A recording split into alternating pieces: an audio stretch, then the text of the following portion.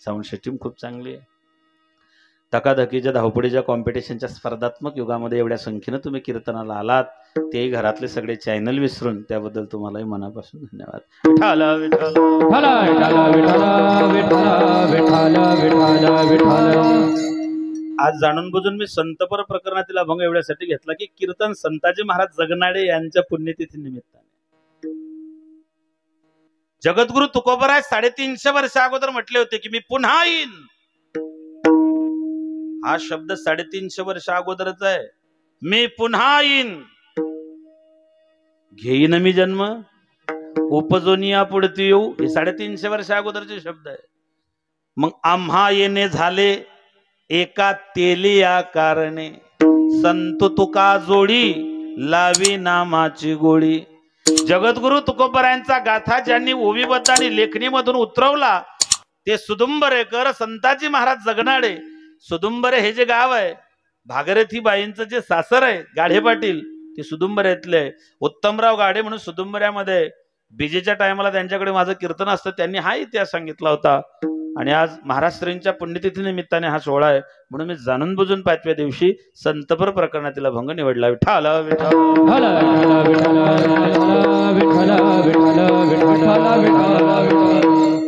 अभंग तुकोबरायांचा आहे आणि तुकोबराय अभंगातून संतांची परिभाषा सांगतायत.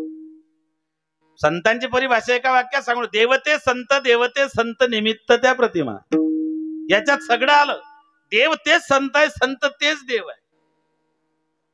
तरी सुद्धा संतांनी देवाकडे मागणी मागितली, मी भक्त तू देव ऐसे करी, मी भक्त देव ऐसे करी, मी भक्त तू देव ऐसे करी, मी भक्त तू देव. नको ब्रह्मज्ञान आत्मस्थिती भाव, मी भक्त तू देव ऐसे करी, मी भक्त तू देव ऐसे करी. नको ब्रह्मज्ञान आत्मस्थिती भाव, मी भक्त तू देव ऐसे करी, मी भक्त तू देव ऐसे करी. नको ब्रह्मज्ञान आत्मस्थिती भाव, मी भक्त तू देव ऐसे करी. डावी रूप मज गोपिका रमणा, मी भक्त आहे तू देव आहे, एवढा अंतर तर ठेवलं पाहिजे. कहते अयोध्या वैराग्य भूमि है, वृंदावन प्रेम भूमि है, द्वारका कर्म भूमि है और महाराष्ट्र संतों की भूमि है. संतांचं गावात येणं भाग्य आहे. संत तुमच्या घरी येता परम भाग्य आहे. तुम्ही संतांची आठवण करता सौभाग्य आहे. स्वतः संत बनून जाणं महत् भाग्य आहे. आणि एवढं सगळं होऊन आपण न सुधारणं दुर्भाग्य आहे. डिस्कवरी ऑफ इंडिया ग्रंथात जगात जेवढे संत झाले आणि तेवढे एकट्या महाराष्ट्रात झाले. महाराष्ट्र ही संतांची भूमी आहे. एका ठिकाणी या देशाचं वर्णन येतं, हिंदुस्तान कोई जमीन का टुकड़ा नहीं, यह एक जीता जागता राष्ट्र पुरुष है. कश्मीर इसका मस्तिष्क है, कन्याकुमारी इसके पग पगहारते है, गुजरात और आसाम इसके भुजाएं है. हिंदुस्तान कोई जमीन का टुकड़ा नहीं, यह एक जीता जागता राष्ट्र पुरुष है. भारत हा जमिनीचा तुकडा नाही आहे. भारत ही कर्मभूमी आहे. कर्मण्येवाधिकारस्ते मा फलेषु कदाचन. हे राष्ट्र देवतांचे, हे राष्ट्र प्रेषितांचे, त्याच्यामध्ये भगवंतांना आम्हाला कर्मवाद शिकवला. वारकरी संप्रदायामध्ये प्रारब्धाला त्या ठिकाणी मान्यता आहे, पण टोटल प्रारब्धवाद मान्य नाही. 80% कर्म आहे, 20% प्रारब्ध आहे. असेल माझा हरिण देईन खाटल्यावर, हे संप्रदायाला मान्य नाही. वारकरी संप्रदायातले सगळे संत काही ना काही उद्योग करतायत. कोणी शेले विणतंय, कोणी शेती करताय, कोणी मडके घडताय, कोणी ड्युटी करताय. वारकरी संप्रदायातला प्रत्येक साधू हा कर्माला प्राधान्य देणार आहे. तुम्ही लक म्हणा, भाग्य म्हणा, नशीब म्हणा, किस्मत म्हणा की तकदीर म्हणा. 2 अक्षराचं लक, 2.5 अक्षराचं भाग्य, 3 अक्षराचं नशीब, 3.5 अक्षराची किस्मत आणि 4 अक्षराची तकदीर, या सगळ्या गोष्टी अवलंबून आहे कर्मावरती. देवाची भीती नाही बाळगली तरी चालेल, पण कर्माची भीती बाळगा. देव माफ करेल, कर्म माफ करत नाही. का? देह करी जे जे काही,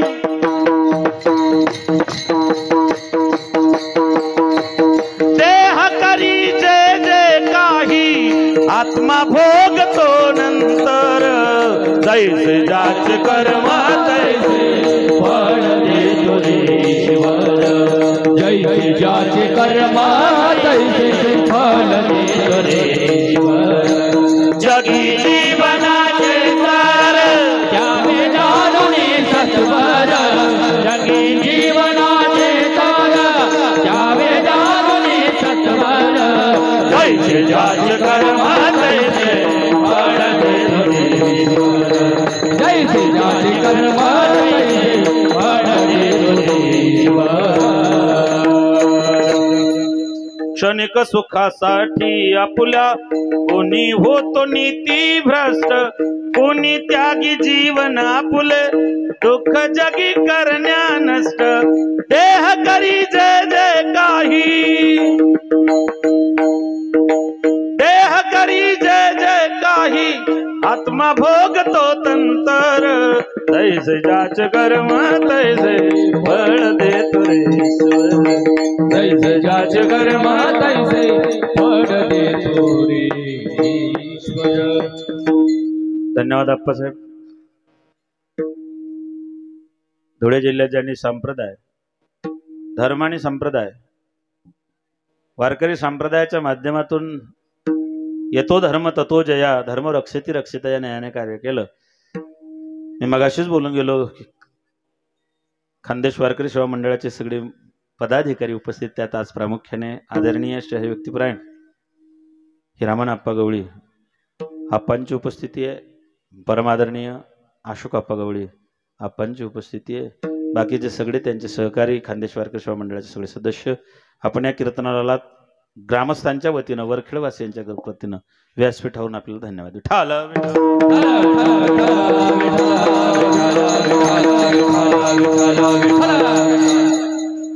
हिंदुस्तान कोई जमीन का तुकडा नहीं,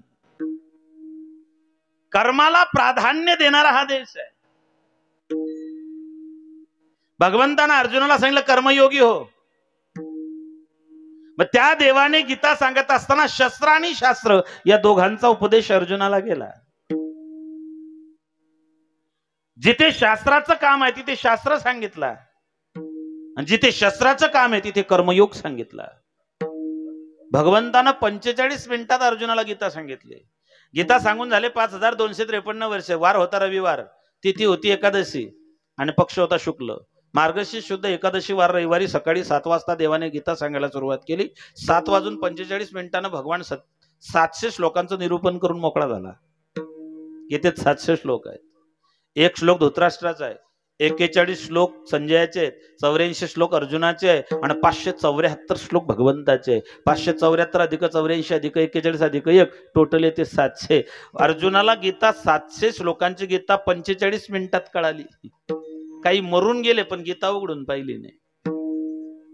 राष्ट्रसंत म्हणतात कळली का कुणाला गीता, वडली का कुणाला गीता, मज सांग भगवंता. म्हणून गीता सांगायची गरज पुन्हा या राष्ट्राला आज आहे.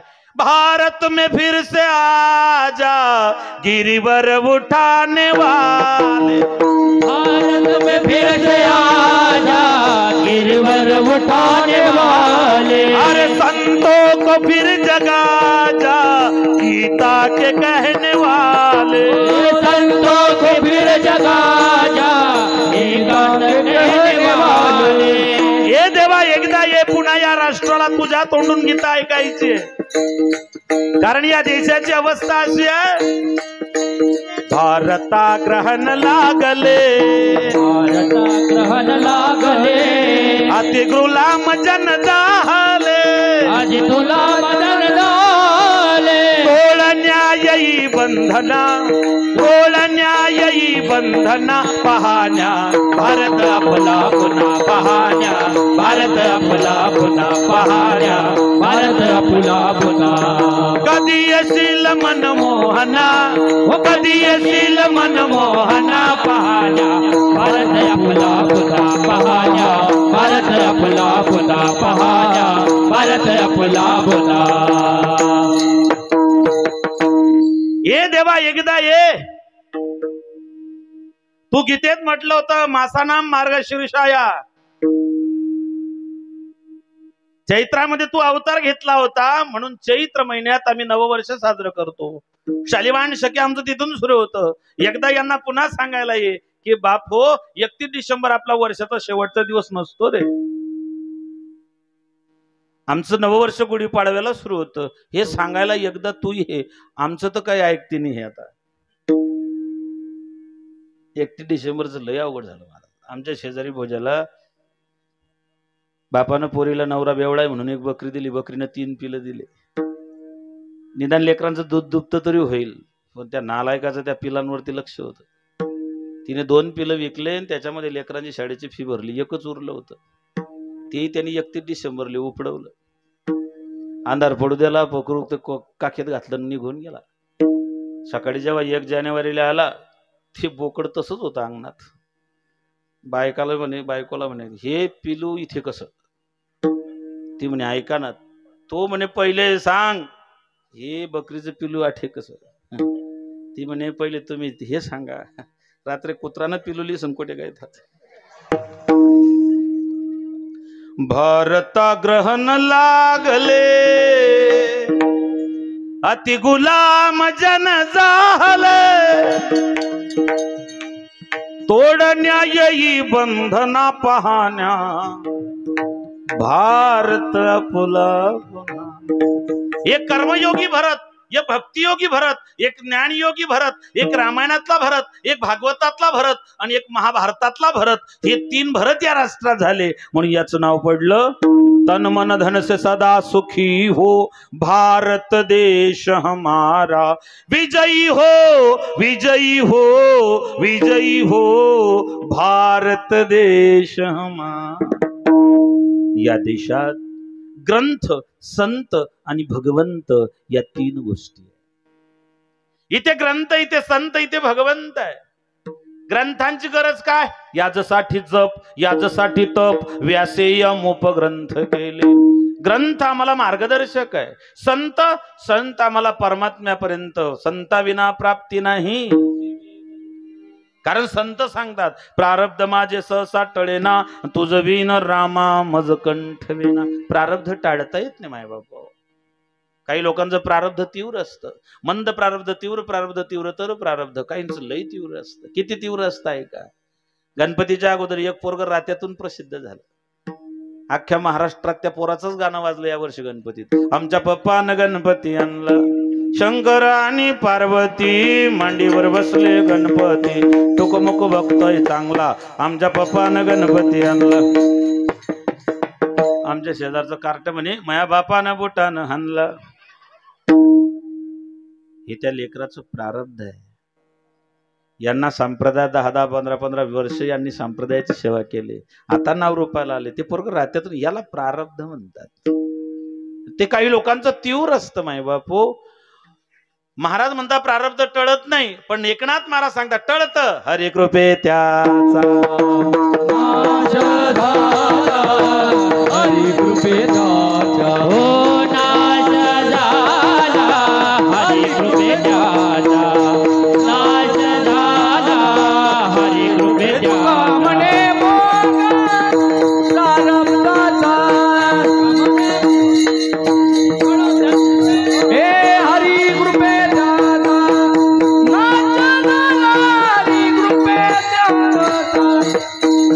एका जनार्दनी भोग प्रारब्धाचा हरे कृपे त्याचा नाश झाला.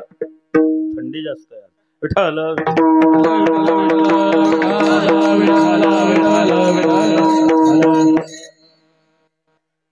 ग्रंथ, संत, भगवंत. या जगात ज्ञान 3 लोकांकडे. एक देवाकडे, एक वेदाकडे, एक संताकडे ना 4था आपल्याकडे. आपलं ज्ञान कोणाच्याच उपयोगात पडत नाही, अजिबात नाही. आमच्या भोजाला बागायती जास्त आहे, पालेभाज्या जास्त पिकतात. 2 एकर जमीन, एका भावाला 2 एकर, दुसऱ्याला जमीन सारखी, वांगे सारखे, बिजवाई सारखे, पाणी एकाच ट्यूबवेलचं. तरी एकाचे वांगे 300 रुपये पन्नीनं गेले, दुसऱ्यावर कोकडा पडी गया. मग तो भाऊ जमीन सारखी, वाटण्यासारख्या, माती सारखी, बिजवाई सारखे, खदबी सारखंच रे, पण मग तू ना वांगावर चांगला आहे, मना वांगावर कोकडा पडी जायला. काय फवार असते तरी सांग. नाही सांगलं हो त्या नालायकानं. काय फवारलं ते सुद्धा सांगितलं नाही. भाऊ पाहून घेईन म्हणून जे फवारेला औषध डबड होतं ते बी मातीमध्ये पडले. आपलं ज्ञान दुसऱ्याच्या उपयोगात पडत नाही. ज्ञान भगवंताकडे आहे, पण जे न सांगे पिता वसुदेवासी, जे न सांगे माता देवकीशी, त्याने आईला सांगितलं नाही, बापाला सांगितलं नाही, भावाला सांगितलं नाही, बायकोला सांगितलं नाही. त्याने ते फक्त अर्जुनाला सांगितलं. जो अर्जुनाचे पांती परसनिया योग्य होती. ज्ञानोबराय म्हणतात देवाजवळ ज्ञान आहे, पण देव वशिलेबाज आहे. देव ज्ञान सगळ्यांना देत नाही. एवढं गीतेचं ज्ञान त्याने फक्त अर्जुनाला दिलं. चला पुढे. वेदाकडे ज्ञान आहे, पण वेद सगळ्यांना ज्ञान देत नाही. जो लागला कानी तीही वर्णाच्या. वेदों में भेद आहे. वेदाकडे ज्ञान आहे, पण वेद वाचण्याचा सगळ्यांना अधिकार नाही. म्हणून वेद ज्ञानाच्या बाबतीत कंजूस आहे. ज्ञान संतांकडे आहे, आणि संतांनी त्या ज्ञानाचा कधी स्वतःसाठी वापर केला नाही. यारे यारे लहान थोर जाती भरती दारी लारा, गणावा विचार न लगे चिंता कवनाची. यारे यारे लहान थोर जाती भरती दारी लारा, गणावा विचार न लगे चिंता कवनाची. यारे यारे लहान थोर याती भलते नर, नर अथवा नारी होका दुराचारी मुखे गाता हरी पवित्र तो पवित्र ते कोड धन्य त्याचे माय हरिमुखे गाय नित्य नेम. खटनटे यावे सकळांशी येथे जयाने घातली. हे सगळे प्रमाण ज्ञान वाटण्यासाठी आहे, वाटप करण्यासाठी, ठेवण्यासाठी आहे. साधू स्वतःसाठी कधीच वापर करत नाही त्या ज्ञानाचा. संताकडे ज्ञान आहे, पण ते सगळ्यांना वाटून दिलं. भारताच्या वाट्याला 3 गोष्टी आल्या. ज्ञान आलं, संपत्ती आलं आणि सौंदर्य आलं. भारतीयांच्या वाट्याला ज्ञान आहे, भारतीयांच्या वाट्याला सौंदर्य आहे, आणि भारतीयांच्या वाट्याला संपत्ती. माय बाप, लोक सांगतात की हा देश गरीब होता, मागासलेला होता. अरे हे जे लोक आले आतापर्यंत 1000 वर्षापासून जी काही लुटमार या देशाची सुरू आहे, हे लोक का पिकनिक मनवायला आले होते का? गजनीचा मोहम्मद इथे आला होता, तो काही इथे या ठिकाणी गरीब देश होता, पिकनिक करायला आला होता. 17 वेळा सोमनाथ लुटल्या गेलं.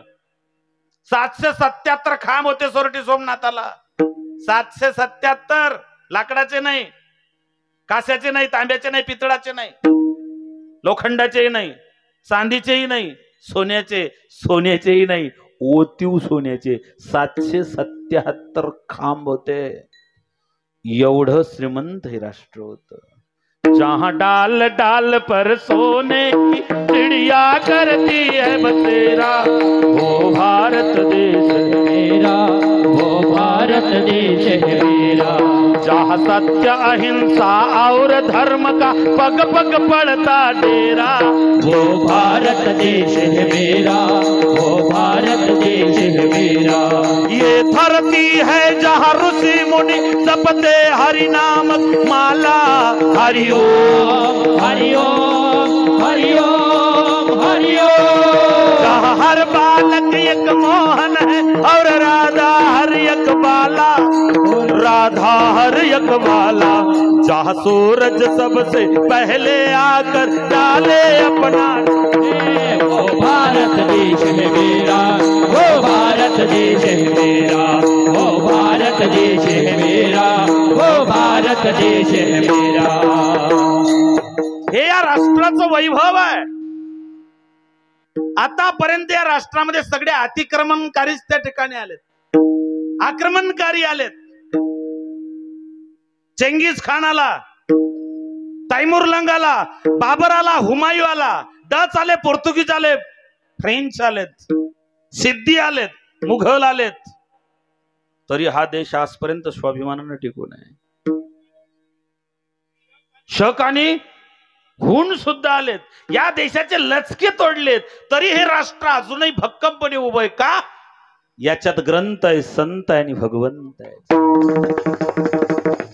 मान्य आहे मला. म्हणाला की माझ्या देशात अमेरिकेची इतकी टेक्नॉलॉजी नसेल, श्रीमंती नसेल, पैसा नसेल, पण माझ्या देशामध्ये अजून संस्कृती आहे, संपत्ती, आणि त्या ठिकाणी संतती चांगल्या मार्गाने चालणारी. तुम्ही म्हणाल महाराज 13 वर्षापासून सप्ताह सुरू केला, फायदा काय? तुमच्या गावातले हे लहान लहान लेकरं टाळ घेऊन उभे राहतात, हाच तुमचा फायदा आहे 13 वर्ष.